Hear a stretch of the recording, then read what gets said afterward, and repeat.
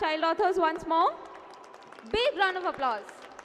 And also from the parents and the family and the friends that are visiting with them. Can we have a round of applause from them?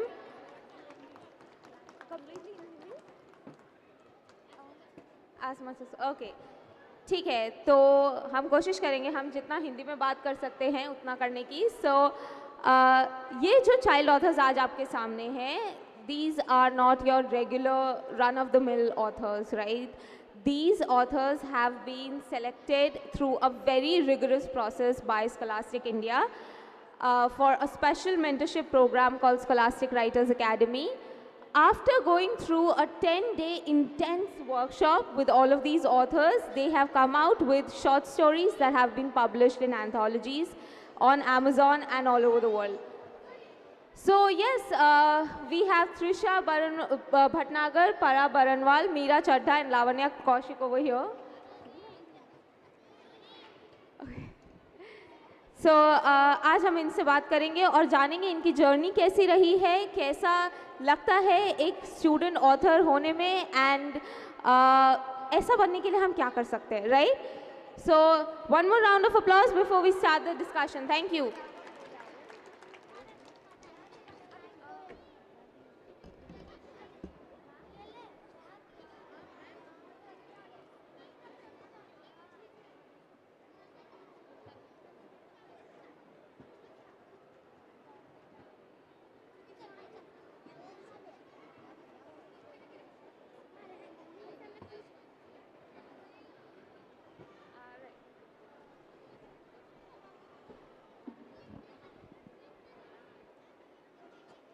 Okay, so आज हम सबसे पहले इनका introduction सुनते हैं. कौन है, क्या बुक्स लिखी हैं और इनके बारे में थोड़ा सा जानते हैं. So can we have the introductions first?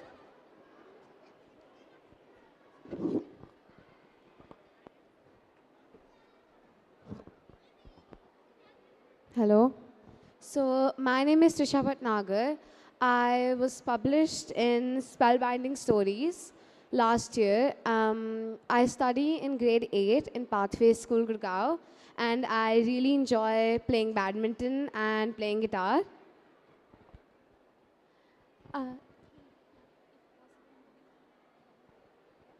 Hello everyone, मेरा नाम मीरा चड्ढा है. I study in grade 8 at Heritage Experiential Learning School, Noida, and the book I was published in is The World of Woven Words. And मेरे को baking करना बहुत पसंद है. Hello everyone, मेरा नाम परा बरनवाल है, and I am a part of this anthology, A Carnival of Curious Tales. Apart from that,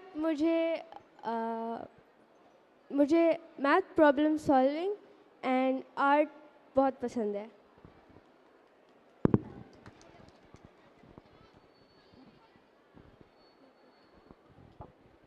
Hello, मेरा नाम लावण्या कौशिक है. I am a part of the anthology, a motley collection of marvelous stories. Apart from that, apart from writing, I love sketching and dancing. Okay, so ये हमारे authors हैं. मेरा पहला question होगा परा के लिए. परा, आपका बहुत तारीफ़ किया गया था आपके वर्कशॉप में आपके मेंटर ने आपकी स्टोरी के लिए, because the attention to detail that is there in your story, especially for a fantasy story that is bound by words, you know, word limit, उसमें जितना attention to detail है, it does not do a disservice to your larger stories well. So did you come in with a very specific idea, कोई set idea था workshop में आने से पहले that you worked on during it? So मेरा idea था कि like I had a plot in my mind and I wanted to work on it. जैसे कि like I had the setting in my mind, so I really wanted to describe my characters to the extent that children, all readers can understand very well and they can get the gist of the story. Okay, so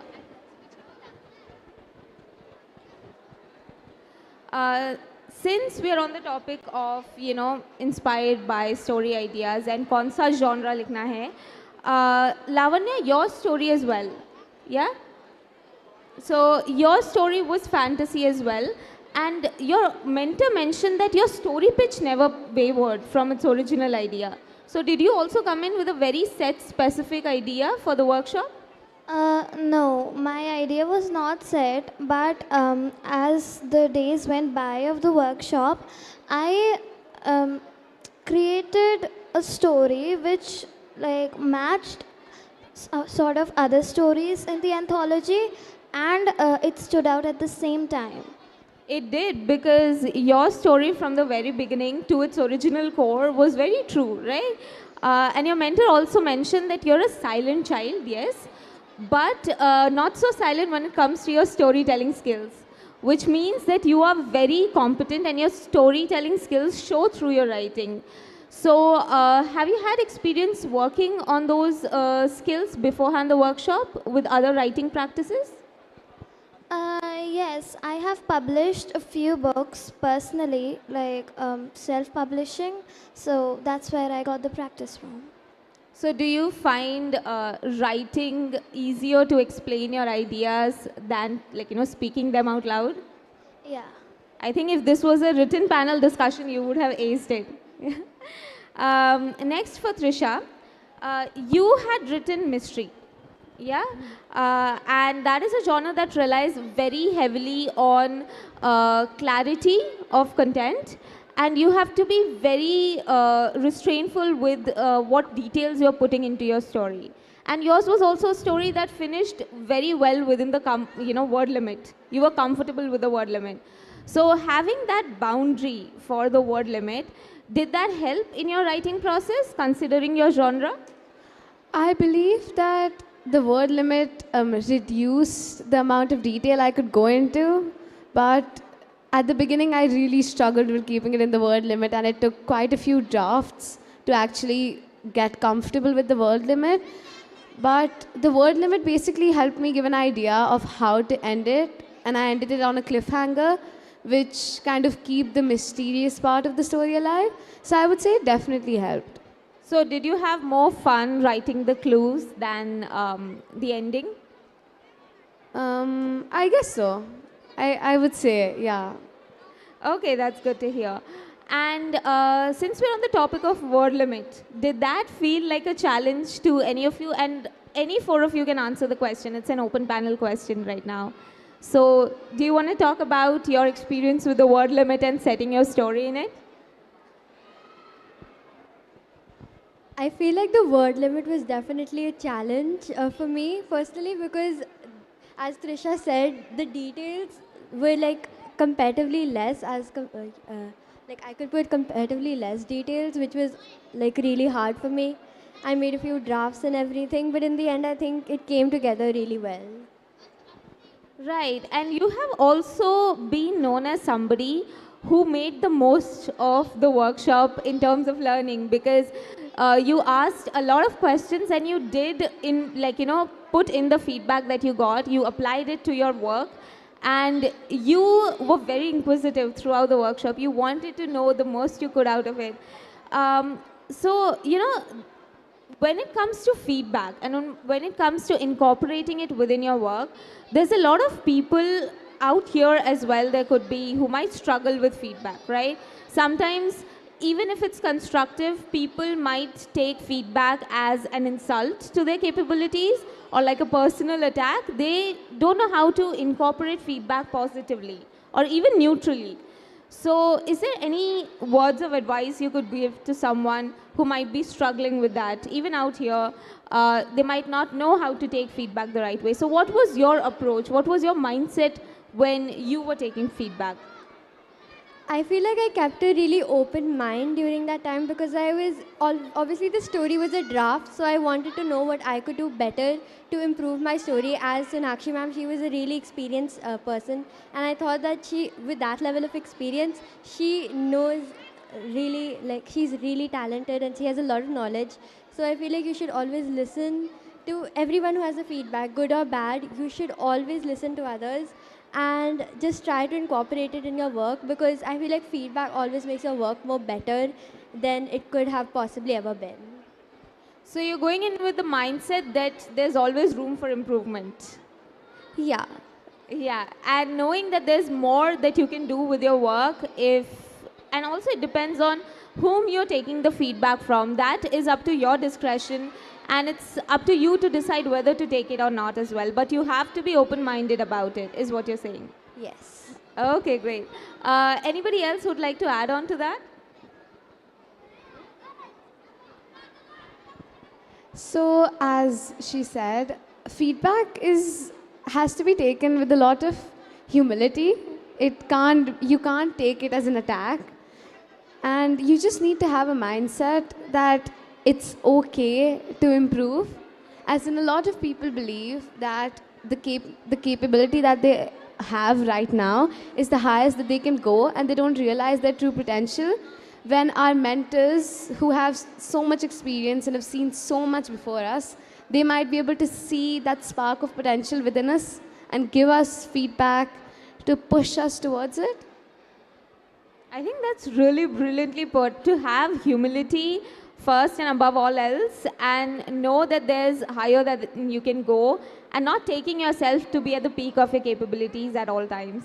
So I really like that. And since we are on the topic of advice here, as writers, as published authors actually, there's a lot to the craft than just sitting down and putting words down, right?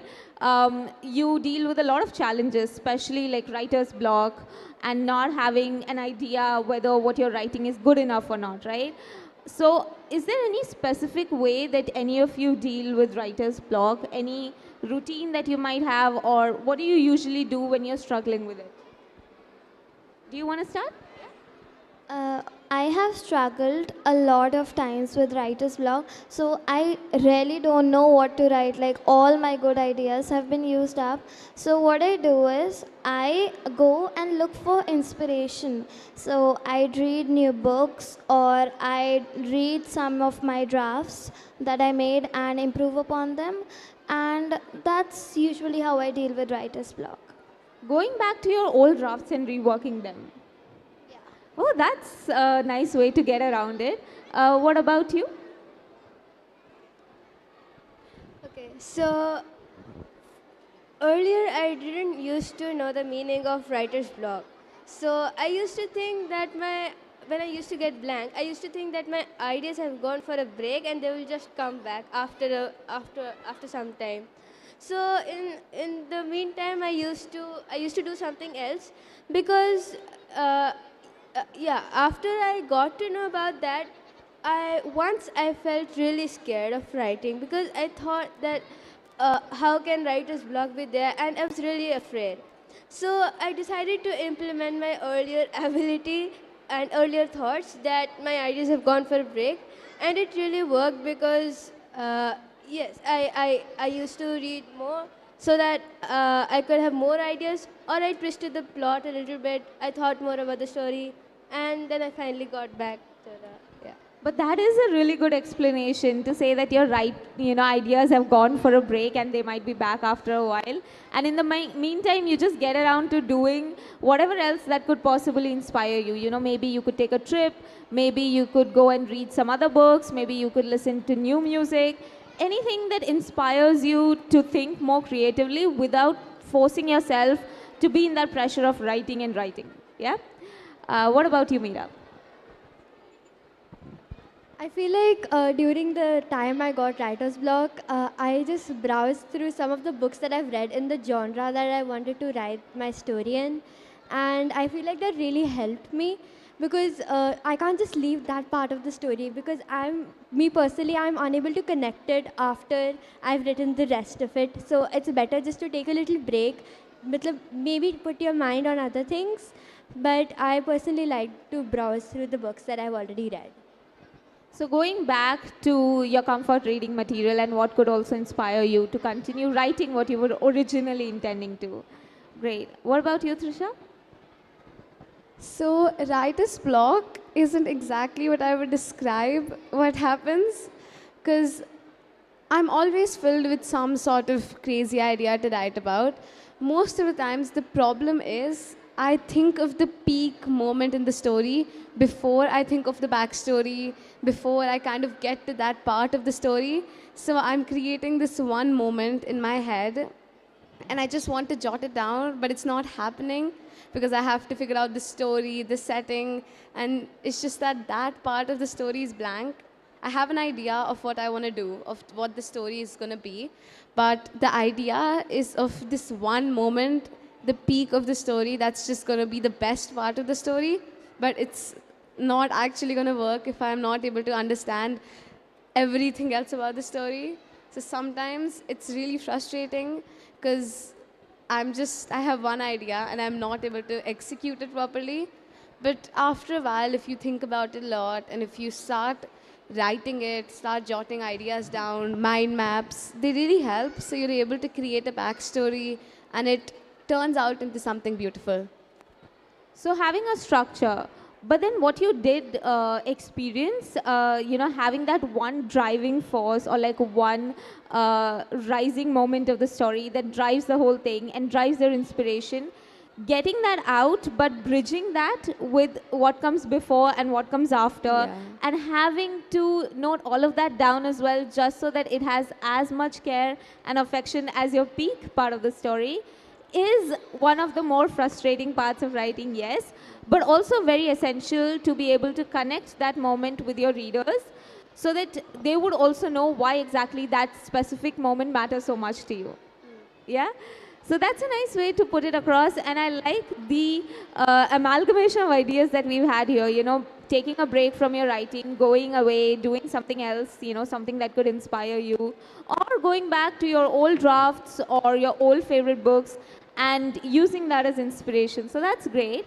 But if we step a bit further back, there might be people in the audience here who might be toying with the idea of writing, yeah, who might be considering taking it up or, putting their work out there, but it could be a very daunting task, yeah, to have your writing out into the world.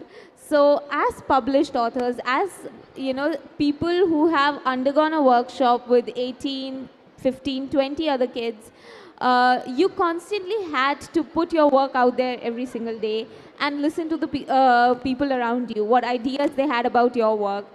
How did you take to opening yourself up to that kind of, potential criticism or like putting your work out there? What would you say to somebody who's struggling with that idea?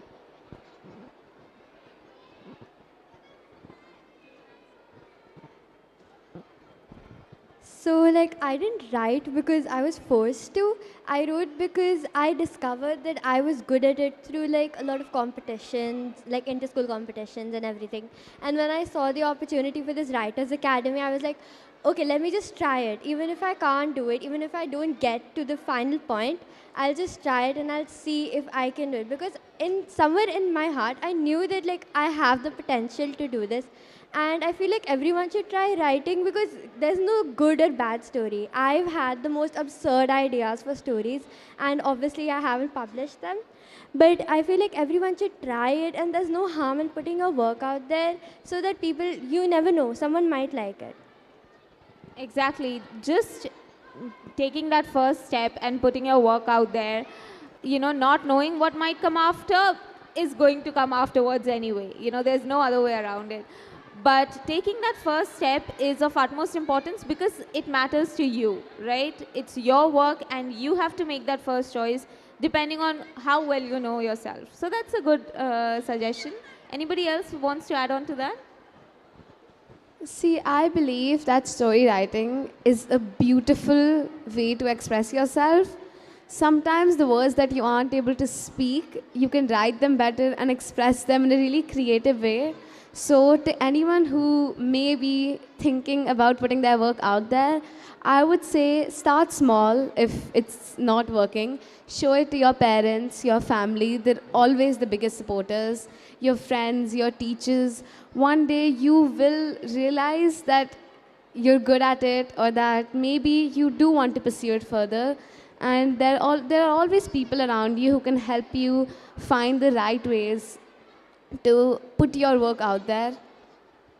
That's a really great idea. You know, it doesn't have to be a very high stakes situation where the first step that you're taking is directly out into the literal world. You can start small with your friends, with your family, people that you know who trust and support you to give you the right direction. And if it's something that you might want to pursue later, then you can always do it. Yeah? And I'm sure you'd agree with her idea of, you know, writing allows you to express things more creatively and more at your pace than speaking would. So my question next is for you. How do you think, you know, most of you actually wrote fantasy apart from Trisha. What exactly is it about the fantasy genre that draws you to writing it?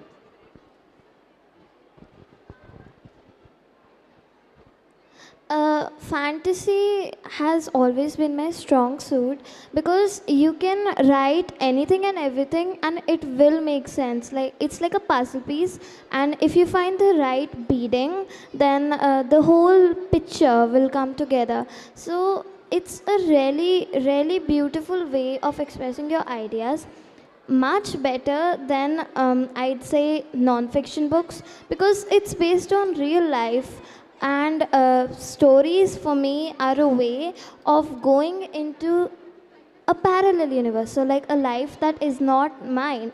So that's the way I do it, fantasy. And that's a really good point that you raised to, like, you know, talk about actual things around you in a way that doesn't directly impinge on those things. So a lot of ideas about power and friendship and equality and what it means to exist out in the world can be very easily explored through fantasy in a way that opens those concepts to young kids, right? So that's a good approach, I'd say. And do you have any specific routine when you're writing fantasy, or like any specific writing habit that you know, allows you to get into that zone? I before writing, I always read. So it's not like I sit with the whole book, but I take out my stack of books and I see which idea I like the best. Then I mix two or three ideas and form a completely new story out of that. Okay, so what are the kind of books that you, since a lot of you mentioned that you like to read, what are the kind of books that you usually go towards? Like any specific recommendations that you might have for the people here? I'd say read Harry Potter, Percy Jackson, those are classics favorites. And then there are a lot of less known authors who write really good fantasy stories. So I'd say go for fantasy if you want to get into the writing part of that genre. That's a good advice. What about you, Para?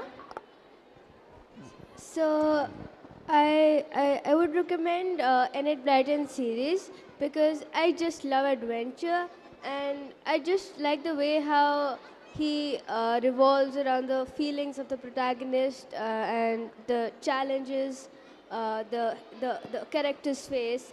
So yeah, that's all. I love how we are capturing the core classics here. What about you, Meera? One of my favorite like genres to read is fantasy, obviously, but like not like there's like types of fantasy. Like Harry Potter is not just for like 4 or 5 year olds. Even people who are 12 or 13-year-olds can read it. So I like the fantasy, which is a bit for my age. One of my favorite books is Six Crimson Cranes, which is written by Elizabeth Lim, one of my favorite books. And I also love mysteries, murder mysteries. A classic is A Good Girl's Guide to Murder, which I really like. And those are like books for teens mostly, but I feel like they're classics and really good books. So I could see Trisha nodding when she mentioned murder mystery. So any recommendations you have? I nodded because some of my friends have been really telling me to read murder mysteries, and I just haven't gotten to that genre yet. But I read a lot of dystopian fantasies. I just believe that it's really fun to read about how different outcomes may happen to our world in the very far future. One of my favorite series, it's a trilogy, Legend by Mary Lou. It's a beautiful book. It's a dystopian fantasy about how USA becomes has a civil war within itself. And I really enjoy reading fantasy, and I write a lot of fantasy too. Even in this spellbinding stories, the story that I wrote, it was a mermaid fantasy mixed with mystery, and it's just really fun to read. Not just fantasy alone. Like obviously, I love Harry Potter, Percy Jackson. They're my favorites, but there are some underground books that aren't very well known, but they're amazing reads, and you just cannot put the book down. Like, there is this book by, I'm sure everyone knows, Lynn Painter. So, Better Than the Movies, Fake Skating, these are all really nice. They're fun reads, and then there are some intense reads like Legend. So, I enjoy both from time to time. I like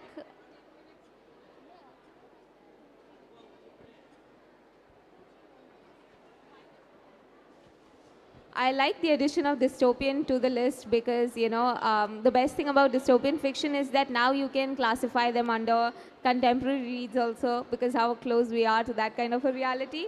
But yes, thank you for bringing that up. And since we're on the topic of routine and writing as well, right? For a lot of writers out there, especially like the more known authors, they have a very specific set routine to get into writing, to get into that zone because like any other craft, writing is a skill that needs to be nurtured with discipline and going back to it again and again. So is there any specific place that you have that allows you to do that, to get into that zone? Or, it could be your house, it could be a garden, it could be a library, any place that lets you get into that, flow zone and get into writing. Or it could be any piece of art like music or any specific playlist. So what do you guys usually do when you have to sit down to write?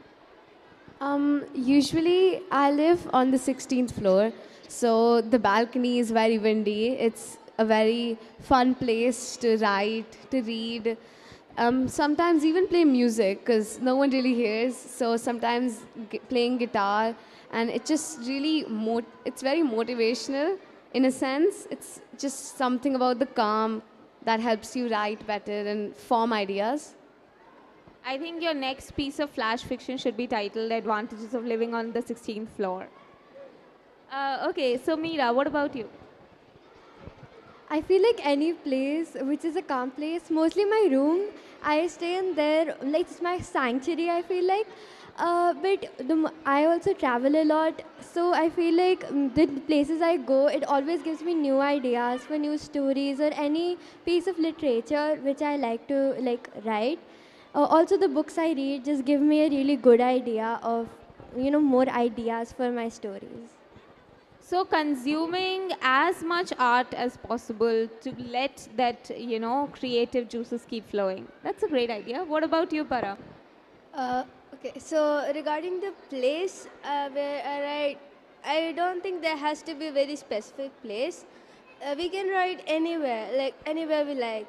It can be our holiday place or our just our own room, or maybe wrapped up in a blanket and just writing, just putting down our ideas. So just like I don't think there's a fixed place of writing. You can write anywhere you want. That's a good approach. Lavanya? For me, there is no specific corner. So I really like traveling. So I go somewhere and a random idea will suddenly pop out into my head. It does not matter if it's good or if it's bad. I just need to jot it down somewhere or it'll go and it'll never come back to me. That does tend to happen a lot with ideas. So I like the mix of answers we got here. We had some who had a set routine, and then we had some who were spontaneous with it and were taking it as it goes. So, okay, to wind this conversation up, I am going to ask all of you one final question. What is the one thing that you hope your readers take away after reading your story? Any one specific feeling, any one emotion, any specific thought, but just like one thing that they take away after they finish reading your story. So I want my readers to have nostalgia always. I write a lot of poetry, So in every piece of poetry, in every story, there's just some hidden meaning, some hidden form of family, friendship, finding your sense of belonging, something about nostalgia that makes them feel grateful for the life they have. It's just something I want my readers to know from my life, something that I'm grateful for, and I want to like write through my writing that I want them to get the feeling of happiness and belonging, or maybe sometimes even sadness or bittersweet, but just a feeling of nostalgia. Nostalgia is a very good answer, and yes, it's one of the rarer bittersweet emotions. And somebody said that, you know, nostalgia is proof that you have lived a life worth living. Yeah? So I like that that's your answer. Meera, what about you? So my story is titled The Magic of Friendship, and I feel like one thing I want the readers to take away is always keep your friends and family, your loved ones close to you. Never let them One go. word, one word. One specific So like probably friendship, I feel like. friendship. Okay, Yeah. that's a sweet emotion. Yeah. Thank you so much. Yes, Para? So I would like the readers to have a feeling of adventure in their minds so that they're more able to grasp the stories and not be afraid of getting lost into adventures like that. Adventurous is a good sense of feeling to, you know, be left with after you finish the story, because a lot of the times when you finish a story, you're left sitting there thinking what to do next with your life. So having a sense of adventure and having that motivation to go out there and do something after reading a story is very special. Lavanya, let's finish off with you. What's the one final emotion you'd like a reader to have after they're done reading your story? Most of my poems and stories revolve around the human emotions. So I'd like people to grasp the values of friendship, kindness, honesty, the kind of things that people say are very common, but they are not really like inculcated into life. So I'd say kindness, mostly kindness and love for nature. Kindness and a love for nature. Very 18th century romantic poet style. I like that. So you heard from them. These were our authors of Scholastic Writers Academy, and they've given us a brilliant 40 minutes of conversation. So can we have a huge round of applause? Thank you so much. And thank you so much for being such patient listeners, and being a part of this conversation was as exciting for me as I hope it was for you. So thank you so much, and good afternoon.